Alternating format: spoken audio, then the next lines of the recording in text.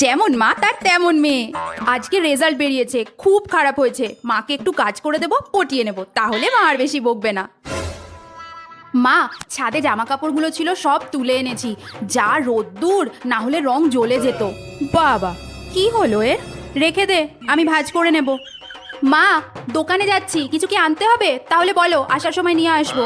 বাবা, হলো কি এ মেয়ের? দেখ, টেবিলে লিস্ট রাখা আছে, আর টাকাও। ঠিক আছে। মেয়েটার হলো কি? এ তো এত ভালো মেয়ে নয়, কথা বলার আগেই কাজ করে দিচ্ছে। দেখতে হচ্ছে। মা, সব জিনিস নিয়ে এসে বাইরের টেবিলে রেখে দিয়েছি। আর এই নাও, তোমার জন্য একটা চকলেটও এনেছি। রেজাল্ট কই? এই রে, মা জেনে গেছে। মানে, ভগবান বাঁচাও। আমি দীপার মাকে ফোন করেছিলাম, বললো তোদের রেজাল্ট দিয়েছে। যেমন মেয়ে তার তেমন মা। মেয়েটা আমার স্কুল লাইফ ফেল করে রেখেছে, আর ওর মা বাড়িটাও ছাড়ছে না।